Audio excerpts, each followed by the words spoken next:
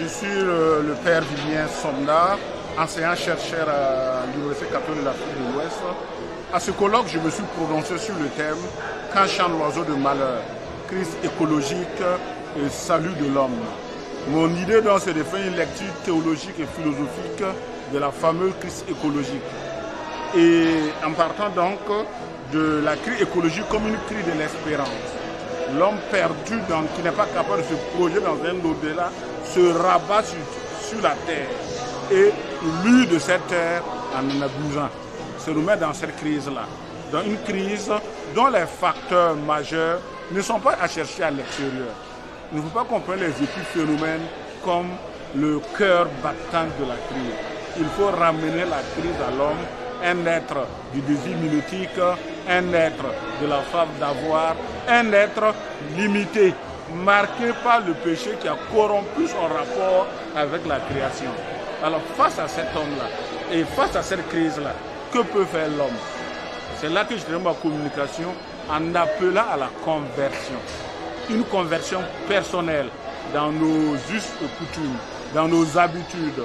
Une conversion spirituelle qui fait jeter un nouveau regard sur la création.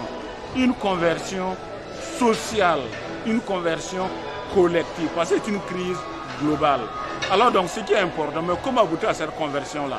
C'est là que je propose l'éducation. Nous sommes justement à un colloque sur l'éducation. Et je pense qu'on ne peut pas sortir de cette crise écologique. On ne se remet pas d'une crise. On va basculer du bon côté tant qu'on n'a pas éduqué l'homme à une nouvelle façon de voir, de vivre et simplement d'être. Voilà ce que je voulais dire ici. Mais c'est bien, je vous ai suivi. Cependant, vous étiez à un colloque, à un panel, où vous étiez en même temps éducateur, mais aussi auditeur. Parce que des panélistes, vos collègues de l'instant, se sont prononcés sur des thématiques. Qu'est-ce que vous avez retenu de leur intervention?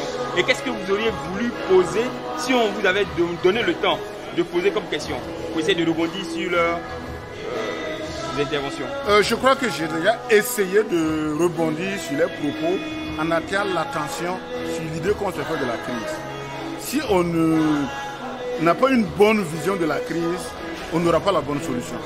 Parce que c'est souvent ça. Si le médecin n'a pas posé le bon diagnostic, la prescription risque de ne pas marcher. Et je crois que ça, parce que là, ça dépend, cette crise, on va faire une affaire économique, politique, oui, tout ça, ça joue. C'est une réalité globale, une crise complexe. Mais la crise là, c'est une crise humaine, une crise anthropologique. Et la solution là, c'est l'homme. L'homme est à la fois la cause, la victime et la solution à la crise écologique. Qu'est-ce qu'on fait alors pour sortir de cette crise? Sur l'éducation. Qu'est-ce qu'on fait alors pour cette crise? Ça me fait sourire quand j'entends cette question. On dirait qu'on s'attend à des solutions miracles. En fait, A plus B, on a ça. Je dis non. De cette crise, on ne peut pas la résoudre. On ne peut pas résoudre cette crise-là de cette manière par des solutions A plus B. C'est un travail à moyen et à long terme. Et une fois de plus, je reviens à l'éducation. Il faut éduquer progressivement. Qu'on le veuille ou pas, par exemple, prenons Abidjan.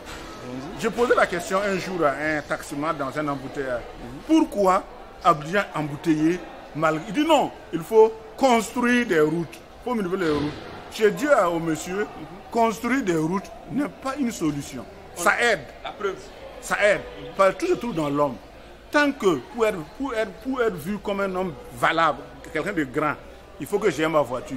Il faut que ma femme ait sa voiture. Il faut que les enfants aient une voiture et un chauffeur. On a beau multiplier les routes, mais on multiplie les voitures. Et donc, il faut que c'est tout le paradigme. Dire qu'on peut être un grand tout en marchant à pied. Et moi, j'étais heureux d'avoir un ami maire en Autriche qui, d'une grande ville, met toujours sur son vélo. Et il y a des grands, il n'a pas besoin de ça. Nous, on est encore dans une société où l'homme se dit par son avoir.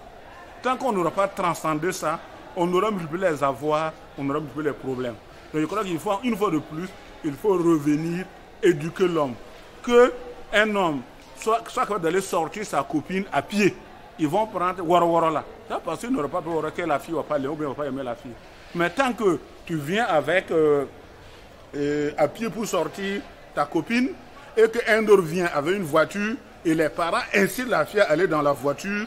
Le rêve de cet homme-là, c'est de payer bientôt une voiture. C'est ça un peu tout le problème. Tout se passe, je crois, quelque part, que tout revient à l'homme pour, comme je l'ai dit, sujet, victime, solution dans cette crise. Voilà ce que je pourrais dire à la fin de cette matinée.